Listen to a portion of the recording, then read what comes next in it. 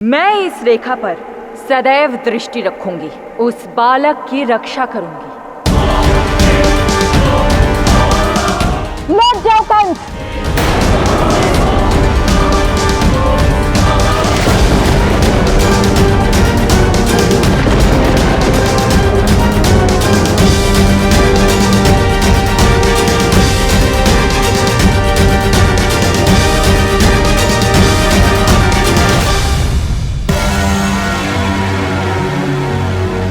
सिंह आखेट करने से पूर्व कुछ पग पीछे रहता है ताकि अपने आखेट पर आक्रमण कर सके। स्मरण रखना स्त्री, कंस लौट नहीं रहा है, बस कुछ पग पीछे ले रहा है। कंस को उस बालक का वध करने के लिए स्वयं नहीं आना पड़ेगा। तुमने और सारे देवताओं ने मेरे साथ माया का खेल खेला है ना, अब तुम इस कंस की माया देखना। अब मैं अपनी प्रचंड माया से देवकी के उस 60वें पुत्र का वध करूंगा उसका मैं।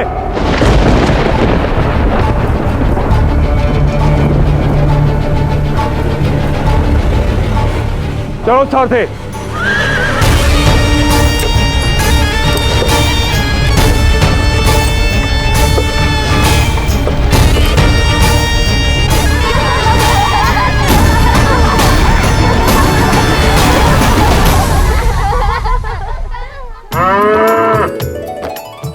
सुरभि ने तो आज सबको आनंदित कर दिया।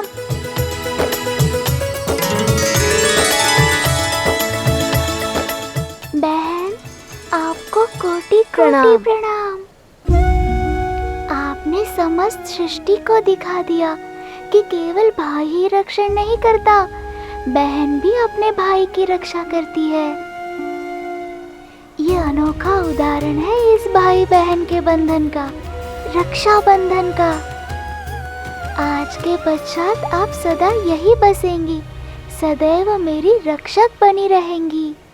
जो भी आपकी देवी विंध्यवासिनी की पूजा करेगा, आप उनकी बड़ी बहन बनकर रक्षा करेंगी। आप सदैव यही एक संरक्षक बनकर रहोगी। अब मैं थक गया, अब घर जाने का समय हो गया है दाऊ। हाँ छोटे।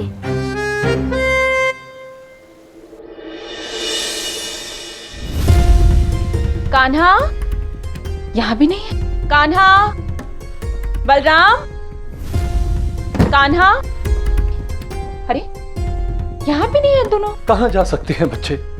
बल भी अपने कक्ष में नहीं है। ये सारे बच्चे गए कहाँ? दीदी, रात में तो दादी से कथा सुन रहे थे, कहाँ गए होंगे? मैं घर के पीछे देखता हूँ। यशोदा, तुम आंगन में देखो और रोहिणी भाभी अब घर के बाकी हिस्से में देखिए। जी नंद जी, चलिए जी। हाँ।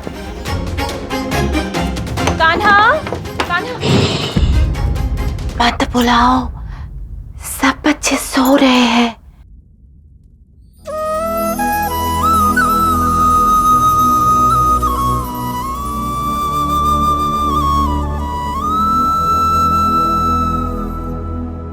परंतु ये सब आंगन में क्यों सो रहे हैं? मेरी कथा सुनाने के पश्चात सब आपस में खेलते खेलते सबको निद्रा आ गई। सब इतने प्यार से सो रहे थे कि मेरा हृदय उनको भीतर ले जाने को नहीं हुआ। मुझे अब ऐसा लग रहा है इनको उठते ही ना तीव्र भूख लगने वाली है। आप इनके लिए माखन और कुछ भोजन की व्यवस्था कीजिए, मैं तब तक इनको उठाती हूँ। ठीक है।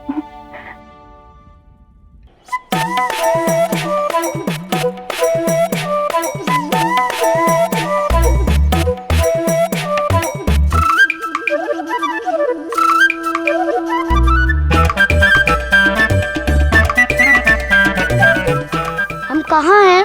हम यहाँ हैं। हम लोग यहाँ घर पर हैं। और कहाँ होना चाहिए? मुझे ऐसा क्यों प्रतीत हुआ कि हम कोई विचित्र स्थान पे थे? क्या वो स्वप्न था? मैंने भी कुछ ऐसा ही सपना देखा। हाँ, हम सब एक ऐसे स्थान पर थे जिसे हम नहीं जानते। मैं क्या कह रहा हूँ कि स्वप्न में हमने एक दूसरे का हाथ पकड़ा हुआ था। एक क्रूर राजा था जो हमें डराने का प्रयास कर रहा था।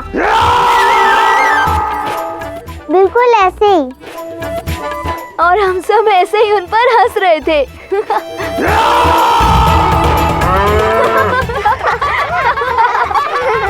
परंतु हम सब एक ही स्वप्न कैसे देख सकते हैं? छोटे, इस नक्चड़ी को तो कंस के ही साथ भेज देना चाहिए था। कितने प्रश्न पूछती है।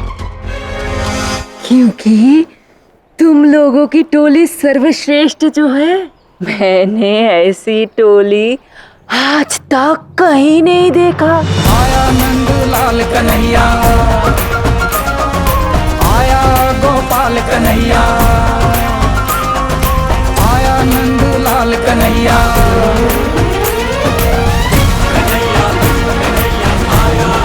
बच्चों,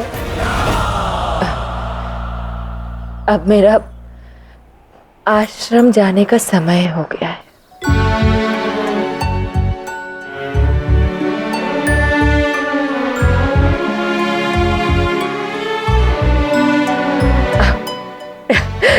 दादी के पास।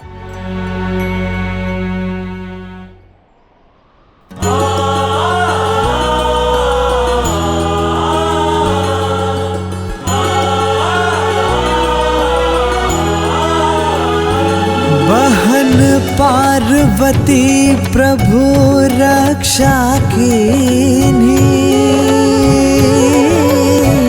प्रभु उनको विंध्यवास बताए।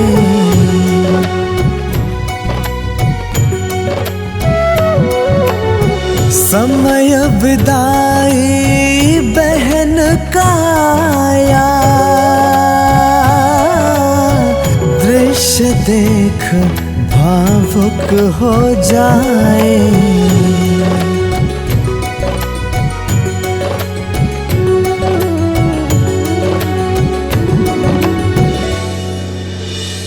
छोटे, मैं जग गया हूँ।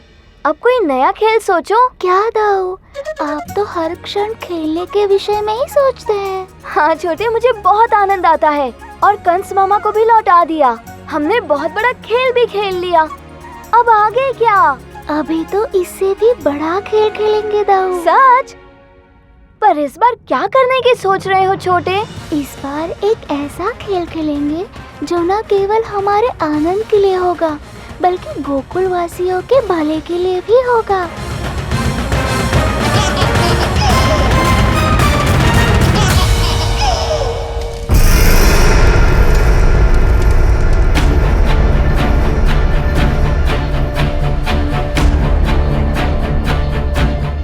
महाराज के स्वागत में कोई कमी नहीं होनी चाहिए। यहाँ की साज सज्जा का विशेष रूप से ध्यान रखना है। जी महारानी।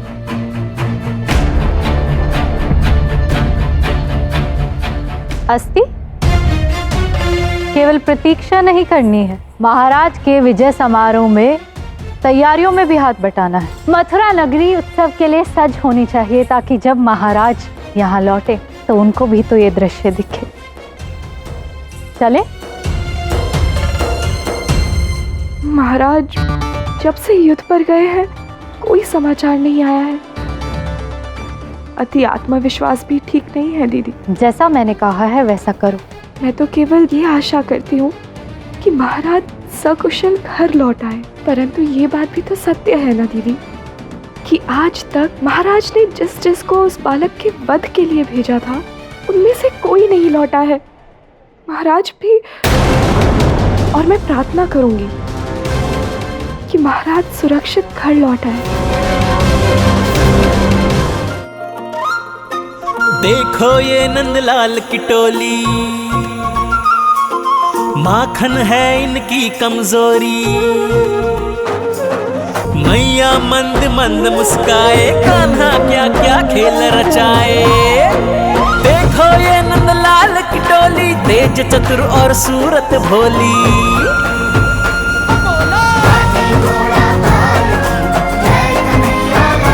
स्वादिष्ट है ना? हाँ मैया, बहुत स्वादिष्ट है।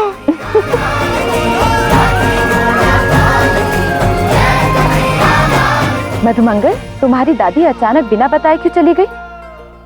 सब ठीक तो है ना?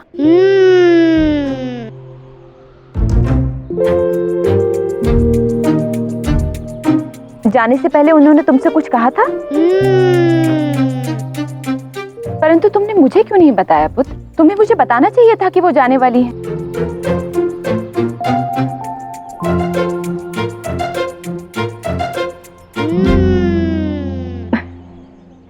कोई बात नहीं, मैं बाद में उन्हें संदेश भिजवा दूंगी।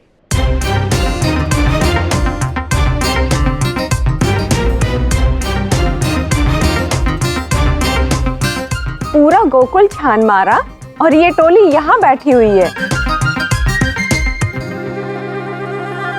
चलो, अब घर नहीं चलना है? नहीं। बहुत समय हो गया है बच्चों।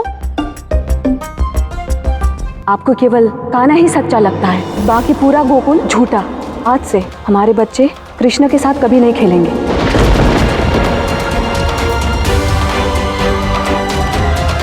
क्षमा चाहती हूँ। इन बच्चों को लेकर आप अत्यंत चिंतित रही होंगी ना?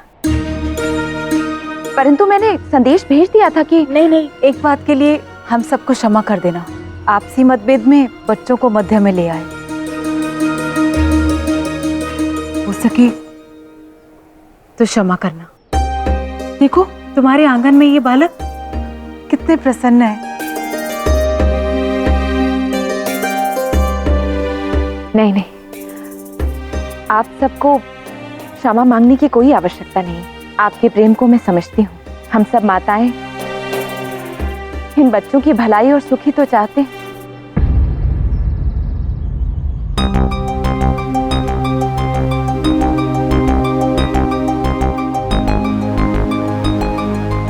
अभी इनकी भलाई इसी में है कि माखन खाना बंद करे।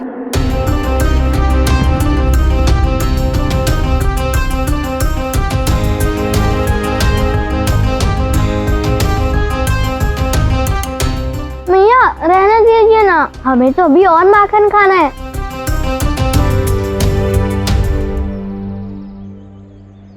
नहीं सुदामा, अब तुम्हें और माखन नहीं मिलेगा। आज के लिए इतना पर्याप्त है।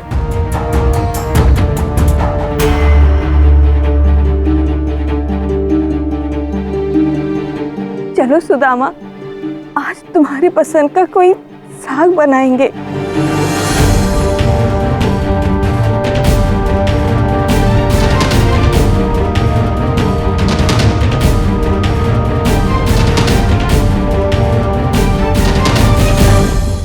आपकी इस पीड़ा का कारण ज्ञात है मुझे मैया। शीघ्र ही आपकी पीड़ा दूर होने वाली है।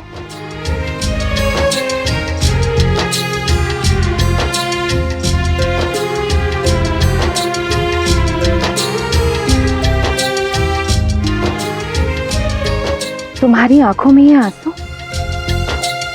क्या बात है? और तुमने बच्चों के आगे से माखन क्यों उठाया? खाने देती ना उन्हें। क्षमा करना, मन तो मेरा भी बहुत दुखता है, परंतु क्या करूं, महाराज कंस को कर देने का समय बहुत निकट है। और यदि हमें शांति से रहना है तो ये माखन, घी, दूध, दही, ये तो सब एकत्रित करना ही होगा। अब हम इसका उपभोग नहीं कर सकते हैं, और यदि कल ये बच्चे माखन के आदी हो गए तो हम कहां से लाएंगे माखन?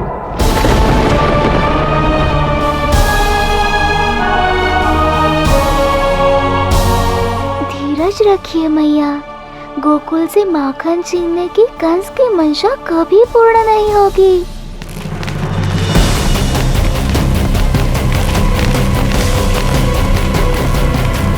महाराज कंस की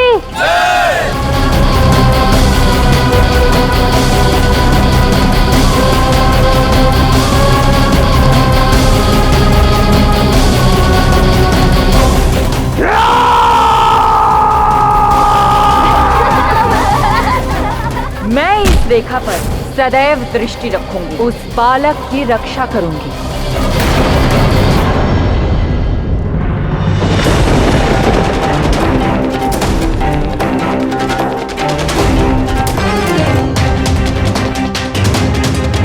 इसका अर्थ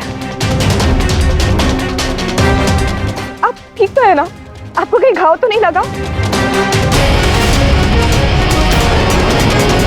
घाव शरीर पर नहीं, कहीं और है।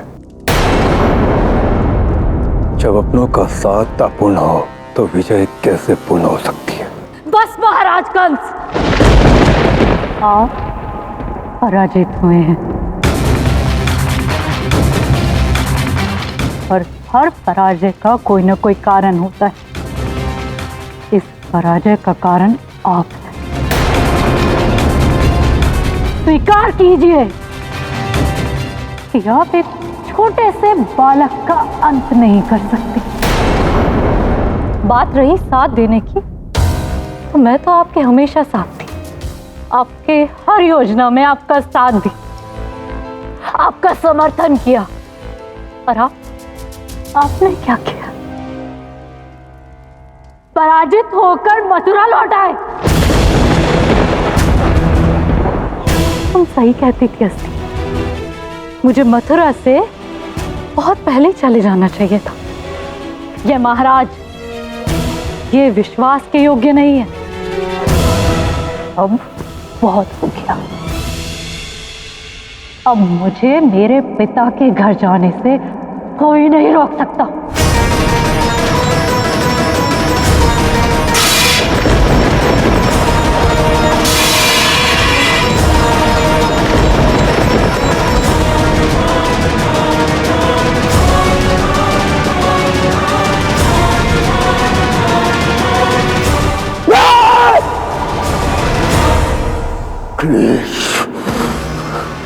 छोड़ूंगा नहीं मैं तुझे।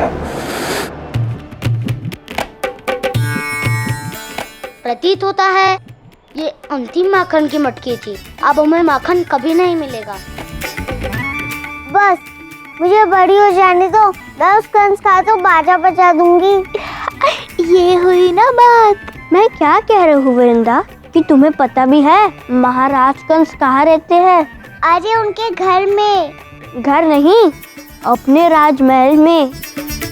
और राजमहल कहाँ है पता है? ढूंढ लूंगी, उसकी चिंता मत करो वृंदा, मुझे पता है, तुम्हें ले चलूंगा मैं। ठीक है, बस मुझे फंसाना मत।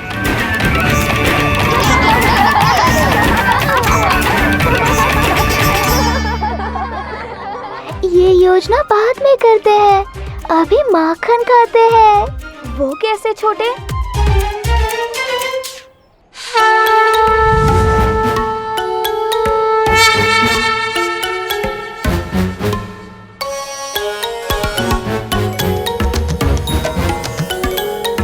पहले ये माखन खत्म करते हैं। कंस का बाजा कैसे बजाया जाएगा उस विषय में बाद में सोचेंगे। ये मटकी तो काकी ने वहाँ रख दिया था। ये पुनः यहाँ कैसे आ गई? अपने पैरों से चलकर आई, और कैसे? क्या? माखन खाओ, मटकी मत गिनो।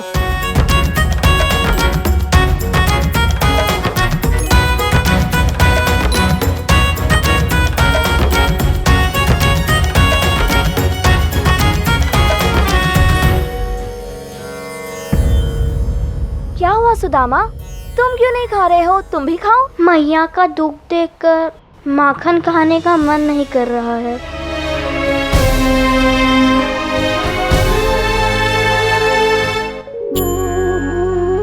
आ जाओ सुदामा, मेरे हाथों से माखन खा लो।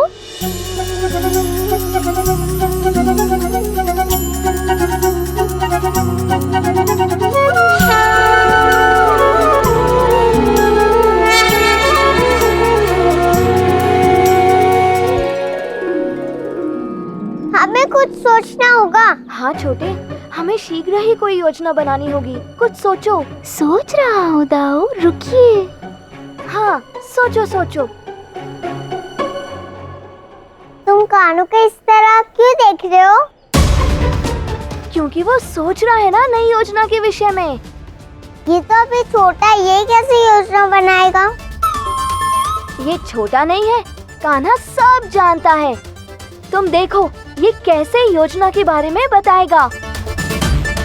अच्छा, ये योजना बनाएगा और बताएगा भी। चलो देखते हैं। छोटे, अब सम्मान की बात है, लाज रखना। अब तो इसे बता के ही दिखा छोटे। माखन तो समाप्त हो गया। दाऊ,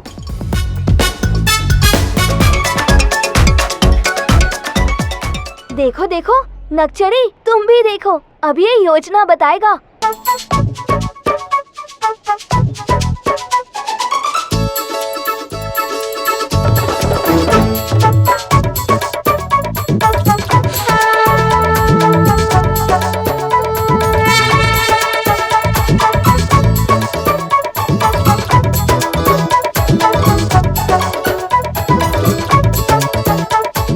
ये तो खेल रहा है। खेल नहीं रहा, समझा रहा है कि जब माखन सीधी उंगली से ना निकले तब टेढ़ी उंगली करनी पड़ती है।